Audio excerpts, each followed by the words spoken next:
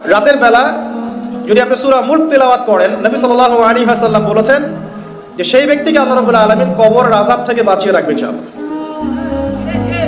আমরা কি কবরের আযাব থেকে বাঁচতে চাই না? আল্লাহ পাক আমাদের সবাইকে সূরা মুলক হিফজ করার তৌফিক দান করুন এবং রাতের বেলা পড়ার তৌফিক দান করুন। ঘুমানোর আগে আপনি প্রথমত পড়বেন আয়াতুল কুরসি। আয়াতুল কুরসি কোনটা?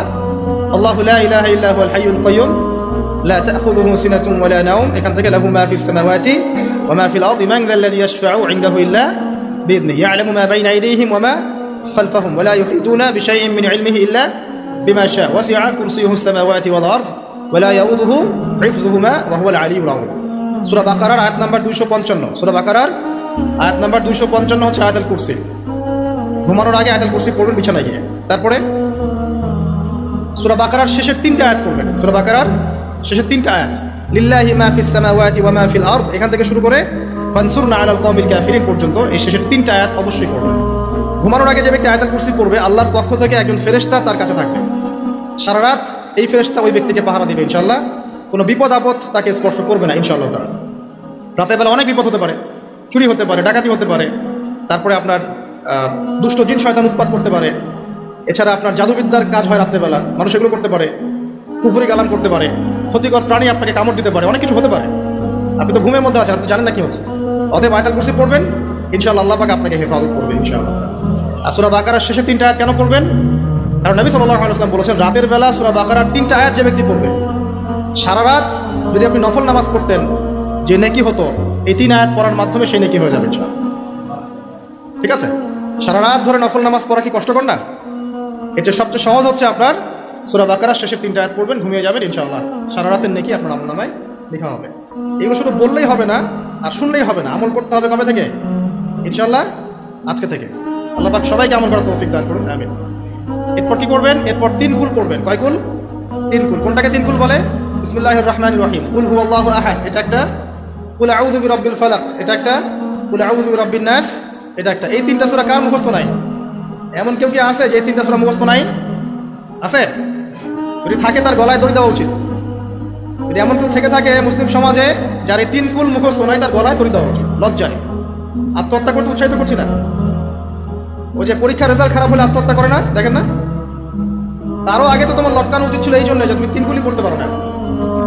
মুসলিম সমাজে বড় হয়ে মুসলিম পরিবারে জন্মগ্রহণ করে 3 কুল যে পড়তে পারে না, তার কি দরকার আছে বেঁচে থাকার? কোন মুখ নিয়ে আল্লাহর সামনে দাঁড়াবেন? কোন মুখ নিয়ে নবী সাল্লাল্লাহু আলাইহি ওয়াসাল্লামের সামনে যাবে? ইয়া রাসূলুল্লাহ, আপনার উপরে পুরো 30 পারা কোরআন নাযিল হয়েছিল, আমি 3 কুলি মুখস্থ করতে পারি নাই, আমার জন্য সুপারিশ করেন। এই কথা কোন মুখ নিয়ে বলতে যাবে? তবে কোরআন একটা কিতাব, আলহামদুলিল্লাহ। একজন হিরোইন খোরও দেখবেন সূরা ফাতিহা পড়তে পারে, তাই না? একজন হিরোইন খোরকেও দেখবেন সূরা ফাতিহা বলতে পারে। কোরআনের মুজিজা, সবার মনের মধ্যে আল্লাহ পাক কোরআন ঢুকিয়ে দিবেন। তবে চেষ্টা থাকতে হবে না? চেষ্টা করতে হবে। বাচ্চাদেরকে শেখান, বাচ্চাদেরকে লাড়া লাপ্পা না শিখিয়ে বাচ্চাদেরকে ভালো কিছু শেখান। নাহলে এইসব সন্তানরা, এইসব যুবক যুবতীরা বড় হয়ে যে ফিল্ম স্টারদের পিছনে দৌড়াবে, পর্ন স্টারদের পিছনে দৌড়াবে। বিদেশ থেকে কোনো মেয়ে যদি বাংলাদেশে আসে নাচতে, এদেরকে দেখতে টিকিট কাটতে যাবে 12,000 15,000 টাকা দিয়ে। সুসন্তান মানুষ করে যান, কুলাঙ্গার প্রজন্ম জন্ম দিয়ে কি দরকার? এর চেয়ে বাচ্চা নেওয়ারই দরকার নাই। যদি বাচ্চা কাচ্চা এভাবেই মানুষ করবেন তাহলে নেওয়ারই দরকার নাই ভাই। বন্ধা থাকেন, বিয়েই করার দরকার নাই। আপনার বাচ্চা তো মানুষ করতে পারছেন না। আল্লাহ পাক আমাদেরকে বোঝার তৌফিক দান। 3 কুল পড়ে ঘুমাবেন। 3 কুলের মধ্যে একটা সূরা ইখলাস, একটা সূরা ফালাক, একটা সূরা নাস। কি হবে এটা পড়লে? নবী সাল্লাল্লাহু আলাইহি ওয়াসাল্লাম বলেন, দৃশ্য বা অদৃশ্য, মানে যা দেখা যায়, যা দেখা যায় না, এই দৃশ্য অদৃশ্যের জগতের কোনো ক্ষতি তাকে স্পর্শ করবে না।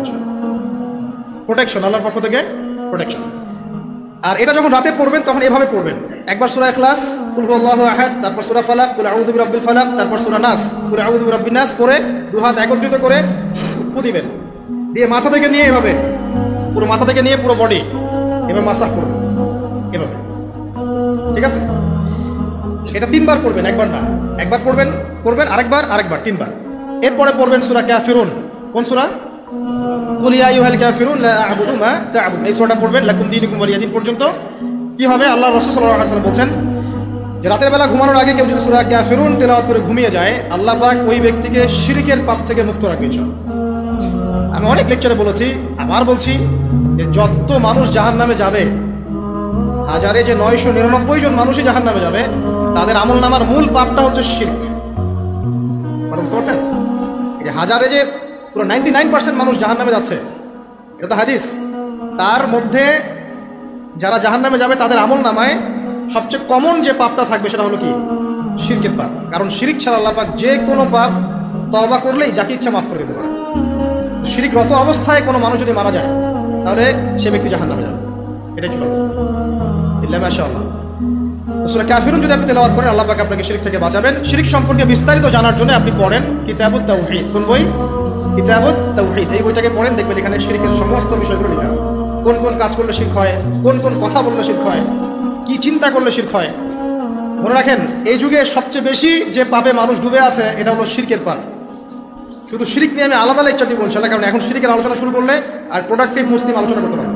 এটা এত ডিটেলস একটা সাবজেক্ট। মনে রাখবেন, শিরিক চিন্তায় হয়, কথায় হয় এবং কাজে হয়। এই 3 শ্রেণীর শিরকের বিস্তারিত বিবরণ দেওয়া আছে কিতাবুত তাওহীদ নামের একটা বই। বাজারে কিনতে পাওয়া যায়, পড়ে দেখবেন। আর কি?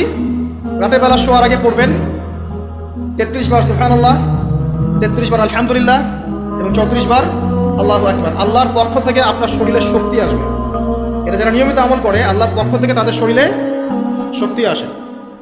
হ্যাঁ, কারণ এইটা রাসূল সাল্লাল্লাহু আলাইহি ওয়াসাল্লাম কাকে শিখিয়ে দিয়েছেন? তার মেয়ে ফাতিমা রাদিয়াল্লাহু আনহাকে। ফাতিমা রাদিয়াল্লাহু আনহা এবং আলী রাদিয়াল্লাহু আনহু তারা দুজন গিয়েছেন আল্লাহ রাসূলের দরবারে, গিয়ে বলেছেন আমাদেরকে একজন দাসী বা দাস দিন। বাসার অনেক কাজ আমরা করতে পারি না, লাগে না কাজের মানুষ? নবী সাল্লাল্লাহু আলাইহি ওয়াসাল্লাম বলছেন যে আমি কি তোমাদেরকে এমন কিছু শিখিয়ে দিব যেটা তোমাদের এই দাস দাসের অভাব পূরণ করে দিবে, প্রয়োজন হবে না? অবশ্যই শিখিয়ে দিন। তখন নবীজি শিখালেন সাল্লাল্লাহু আলাইহি ওয়াসাল্লাম যে ঘুমানোর আগে 33 বার সুবহানাল্লাহ পড়বে, 33 বার আলহামদুলিল্লাহ এবং 34 বার আল্লাহু আকবার। তোমাদের দাস দাসের প্রয়োজন হবে না ইনশাআল্লাহ। ওর ব্যাখ্যায় অনেক ওলামায়ে কেরাম বলেছেন যে এটা নিয়মিত আমল করতে থাকলে রোগ ব্যাধি কম হয়, শরীরে শক্তি আসে, এনার্জি বাড়ে, আপনি নিজের কাজ নিজেই করতে পারবেন ইনশাআল্লাহ। আসুন সামনে যাই। এরকম ঘুমানোর আরো বেশ কিছু আমল আছে, আমি অল্প কয়েকটা বললাম, এগুলোই করা শুরু করেন, আল্লাহ তৌফিক দান করুন। আর যদি পারেন ওযু করে ঘুমাতে পারলে আরো বেশি ভালো হয়। এবার আপনি ঘুমাচ্ছেন ডান কাত হয়ে, কি পড়বেন এই সময়? আল্লাহুম্মা বিসমিকা আমুতু ওয়া আহইয়া, আলহামদুলিল্লাহ, 10 বার মুখস্থ আছে। এবার ঘুমান। এই যে ঘুমাচ্ছেন আপনি 3 ঘন্টা বা 4.5 ঘন্টা বা 6 ঘন্টা, আপনার এই পুরো ঘুমটা হবে ইবাদত ইনশাআল্লাহ। এবং পবিত্র অবস্থায় ঘুমানোর অভ্যাস করতে থাকলে আল্লাহর পক্ষ থেকে আপনি সত্য স্বপ্ন দেখতে পারেন। এখনকার সায়েন্স একটা বিশ্বাস করে না, আর এই সায়েন্সকে নিয়ে আমার কোনো মাথা ব্যথাও নাই। কারণ আজকে একটা কথা বলে কালকে একটা কথা বলে, ঠিক আছে? আল্লাহর পক্ষ থেকে আপনি সত্য স্বপ্ন দেখতে পারেন। ইউসুফ আলাইহিস সালাম জেলখানায় বন্দী, সূরা ইউসুফ পড়ে দেখেন। তখন কয়েদিদের মধ্যে 2 জন স্বপ্ন দেখেছে। একজন স্বপ্ন দেখছে তার মাথার উপরে রুটি, উপর থেকে পাখি এটা ঠোকরে কি করছে, খেয়ে নিয়ে চলে যাচ্ছে। আরেকজন স্বপ্ন দেখেছে যে সে শরাব পান করাচ্ছে একজনকে, আছে না সূরা ইউসুফে? তো ইউসুফ আলাইহিস সালাম বললেন যে যার মাথা থেকে পাখির ঠোকরায় খেয়ে নিচ্ছে খাবার, তাকে শুলদণ্ড দেওয়া হবে। আর যে শরাব পান করাচ্ছে সে অতি শীঘ্রই মুক্ত হয়ে যাবে, জেল থেকে ছাড়া পেয়ে যাবে। কয়দিন পর তাই হলো। এই যে স্বপ্ন যারা দেখেছে এরা কি মুসলিম? এই স্বপ্ন যারা দেখেছে এরা কিন্তু মুসলিম না। ইউসুফ আলাইহিস সালাম মুসলিম, তিনি আল্লাহর নবী, তিনি স্বপ্নের ব্যাখ্যা করছেন, কিন্তু এখানে একজন অমুসলিমের স্বপ্ন সত্য হয়েছে।